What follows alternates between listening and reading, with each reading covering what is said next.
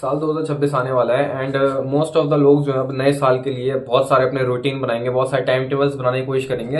And मैंने अपनी पिछली वीडियो में, कल वाली वीडियो में यही बताया था किस तरीके से जो आखिरी के 4-5 दिन बचे हैं 2026 के, उसको तुम 2025 के, उसको तुम किस तरीके से यूटिलाइज कर सकते हो अपने टाइम टेबल को परफेक्ट बनाने के लिए एंड अपना परफेक्ट टाइम टेबल या फिर रूटीन को ढूंढने के लिए। वो वीडियो नहीं देखी तो अगली पिछली जो मेरी वीडियो है, पिछली वीडियो को जरूर देखना, तो मैं उसमें अच्छे से समझ में आ जाएगा मैंने किस तरीके से बताया ये 4 दिन इंपॉर्टेंट क्यों है। अब जो तुम्हें रूटीन बनाना है वो तो तुमको खुद ही बनाना पड़ेगा, बट मैं तुम्हें ये बता सकता हूँ इस वीडियो में हम इस बारे में बात करेंगे किस तरीके से ऐसी कौन सी चीजें हैं जिसको हमें ध्यान में रखना है, जिससे हम अपने जो आगे आने वाला रूटीन है जो 2026 का रूटीन है, हम उसके अंदर किस तरीके से प्रॉपर उसका यूटिलाइज कर सकें। ठीक है, जैसे फॉर एग्जांपल रूटीन तो बहुत सारे लोग बना सकते हैं, टाइम टेबल बहुत सारे लोग बना सकते हैं, बट उसको किस तरीके से इफेक्टिवली फॉलो करना है वो बहुत ज्यादा इंपॉर्टेंट हो जाता है। एंड आज इसी वीडियो में इसी बारे में बात करेंगे किस तरीके से ऐसी कौन सी चीजें हैं जिसको तुम ऐड कर सकते हो या हटा सकते हो, या फिर ऐसी कौन सी चीजें हैं जिनको तुम्हें अपने दिमाग में रखना है ताकि तुम अपने टाइम टेबल को प्रॉपरली यूटिलाइज कर सको एंड उसका सबसे बेस्ट आउटपुट निकाल सको।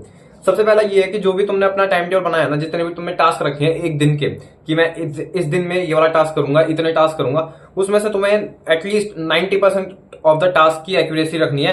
एंड अगर स्टार्टिंग में कर रहे हो तो 70 या 75% की भी रख सकते हो, उसके बाद 80% की रखना, बट मैक्स टू मैक्स तुम ये रखना कि 90% की एक्यूरेसी मेरे को करनी ही करनी है। 100% हो जाए तो वो तो बहुत ही अच्छी बात है, बट परफेक्ट डेज ना मुश्किल ही बन पाते हैं। इन फ्यूचर एक टाइम के बाद जब तुम बहुत ज्यादा कंसिस्टेंट हो जाते हो उसके बाद तो इजी हो जाता है एक तरीके से प्रॉपर 100% परफेक्ट डे निकालना, बट स्टार्टिंग में वो प्रॉपर नहीं हो पाता।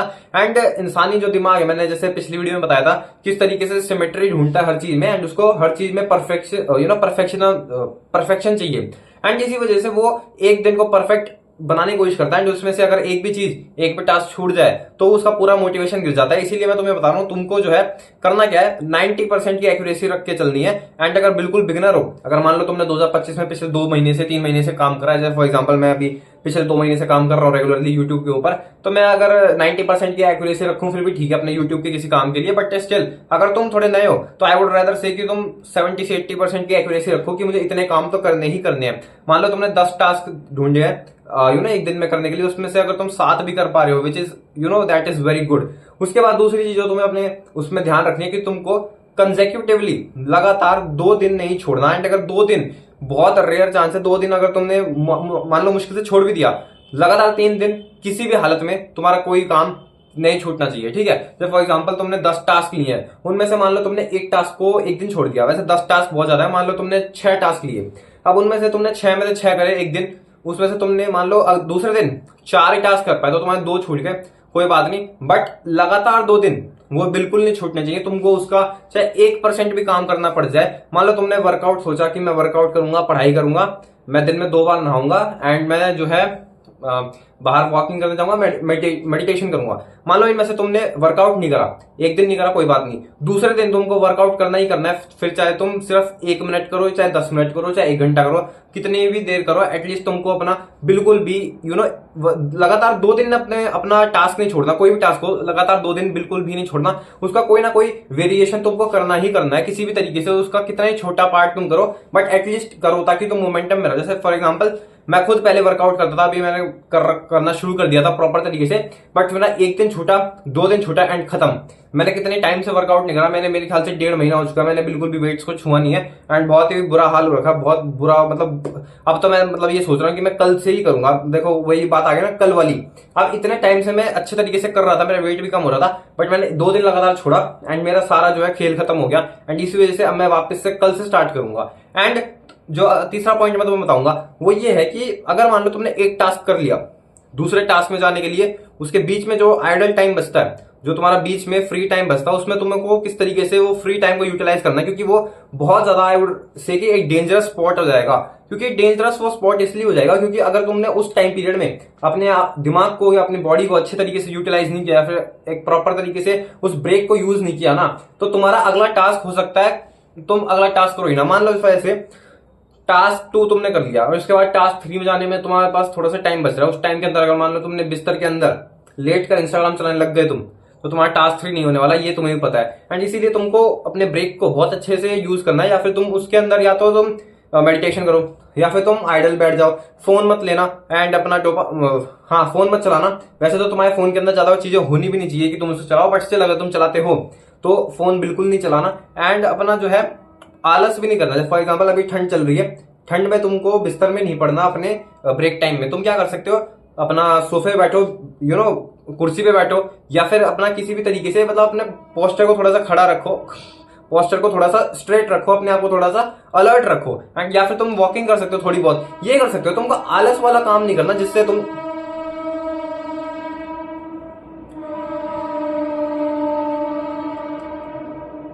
ट्रेन आ रही थी इसलिए मैं रुक गया था, अभी गई है, ठीक है। आई हो मतलब आवाज हो सकता आई हो।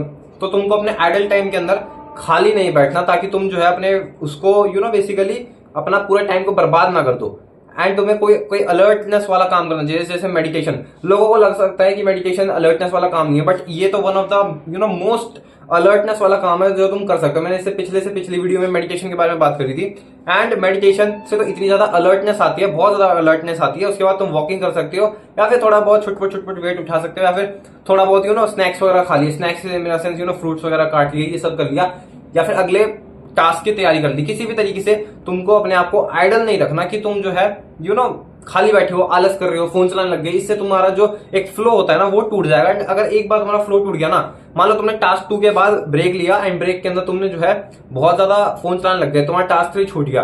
उसके बाद तुमको जो है अपने टास्क 4 में भी तुम नहीं जाना चाहोगे, क्योंकि तुम्हारे जो टाइम टेबल है ना उसकी सीक्वेंस इस तरीके से होगी, टास्क 1 2 3 4 5। एंड जैसे कि जो इंसानी दिमाग है वो परफेक्शनिज्म को चेज करता है, इसीलिए वो ये सोचेगा कि यार मैंने टास्क 2 नहीं किया, और सॉरी टास्क 2 कर लिया, मैं टास्क 3 नहीं किया, मैं टास्क 4 करूंगा ही नहीं, क्योंकि बीच में खाली स्पॉट हो जाएगा। एंड इस वजह से तुम टास्क 4 भी नहीं करोगे, उसके बाद तुम टास्क 5 भी नहीं करोगे, 6 भी नहीं करोगे। एंड तुम फिर जो है इसी चीज में रह जाओगे कि मैं अगले दिन करूंगा। अब ये जो मेरा आज का दिन है, मैं इसको पूरे दिन को प्रॉपर तरीके से आराम करता हूँ, मस्ती करता हूँ। एंड आराम मस्ती करने के चक्कर में तुम जो है रात को हो सकता है लेट सो, एंड अगले दिन तुम्हारा टास्क 1 छूट जाएगा। एंड उसके बाद तुम्हारा 2 दिन लगातार जो है काम छूट जाएंगे। एंड जैसे मैंने बताया है, 2 दिन एक बार काम छूट गए लगातार, तो उसके बाद तुम्हारा तेल खत्म हो जाएगा बहुत ज्यादा बुरे तरीके से ना। फिर तुम अगले 50 दिन बाद उठोगे, मेरी किसी वीडियो को देख के या किसी और सेल्फ इंप्रूवमेंट क्रिएटर की वीडियो देख के तुम फिर 50-60 दिन बाद उठोगे, एंड फिर तुम उसके बाद भी ये गलती करोगे, एंड फिर तुम्हारा 2026 भी वापस से खराब हो जाएगा, ठीक है। लास्ट एंड फोर्थ पॉइंट में तुम्हें ये बताऊंगा कि अपने डेली रूटीन को जो मैंने बताया किस तरीके से उसको कंटिन्यू रखा जाए लंबे टाइम तक है, एंड वो ब्रेक ना हो। फोर्थ एंड लास्ट पॉइंट ये है कि तुमको जो है अपने टाइम टेबल को रिजिड नहीं रखना, ठीक है। रिजिड इन द सेंस, इसका मतलब ये नहीं है, रिजिड का मतलब है बहुत ज्यादा स्ट्रिक्ट नहीं रखना, बहुत ज्यादा स्ट्रिक्ट नहीं रखना, येट बहुत ज्यादा फ्लेक्सिबल भी नहीं रखना, ठीक है। समवट तुमको, अगर तुम जैसे तुमने टाइम टेबल लिखा, अपना रूटीन बनाया, जो तुम्हारा टास्क 1 से लेकर टास्क 6 तक के टास्क है, टाइम स्टैम्प के साथ तुमको उसी को फॉलो करना। बट अगर मान लो तुम किसी वजह से उसको टाइम स्टैम्प को फॉलो नहीं कर पाए, तो इस तरीके से तुमको ये नहीं करना कि यार मेरा आज मान लो मैं आज टास्क 5 नहीं कर सकता तो मैं सारे काम छोड़ दूंगा।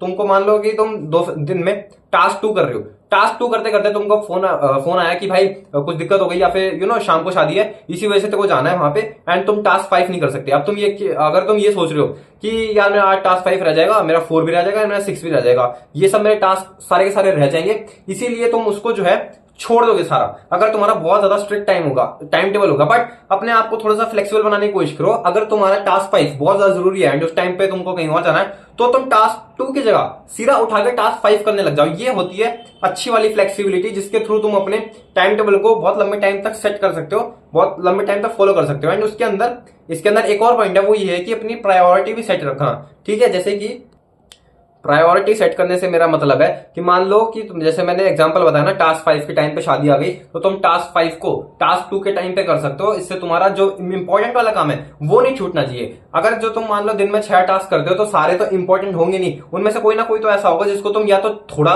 लेवल पे कर सकते हो, या फिर तुम कंप्लीटली छोड़ सकते हो, या फिर तुम एकदम ये सोच सकते हो इस टास्क को मैं एकदम रात में करूंगा, एकदम लास्ट में। अब क्योंकि मेरे पास आज दिन में टाइम नहीं था, तो इस वजह से इसके थ्रू इसको दिमाग में रख के तुम्हें अपने टास्क को अपने प्रायोरिटी लिस्ट पे रखना चाहिए। मैंने इस बारे में पहले ही बात करी थी किस तरीके से अपनी प्रायोरिटी लिस्ट बनानी चाहिए, तो तुम वो वीडियो देख सकते हो। बट जितने भी तुम्हारे टास्क हैं वो तुम्हारे प्रायोरिटी होने चाहिए कि कौन सा नंबर 1 पे, कौन सा नंबर 2 पे, इवन दो वो टास्क 1 2 3 4 5 6। जैसे फॉर एग्जांपल हो सकता है कि टास्क 4 तुम्हारी नंबर 1 प्रायोरिटी हो, बट वो टास्क 4 हो, ऐसा बिल्कुल हो सकता है, कोई दिक्कत वाली बात नहीं है, बट तुम्हें एटलीस्ट ये पता होना चाहिए कौन सा मेरा जो टास्क है वो नंबर 1 प्रायोरिटी पे है, एंड ताकि तुम उसके टाइम पे अगर तुमको कोई और काम आ जाए तो तुम उसको शिफ्ट कर सको, इंटरचेंज कर सको, ताकि तुम्हारे मोस्ट प्रायोरिटी वाले काम छूट ना जाए एंड तुम लेस प्रायोरिटी वाले काम करो, क्योंकि उससे कोई फायदा होगा नहीं अगर तुमने थोड़ी बहुत भी लेस प्रायोरिटी वाले काम करते गए, बट जो मेन प्रायोरिटी वाले काम है, जो सबसे ज्यादा तुमको रिटर्न ऑन इन्वेस्टमेंट देंगे, सबसे ज्यादा तुमको आगे तरक्की में ले जाएंगे, वही तुम्हारे काम छूट गए हो, तो इसकी कोई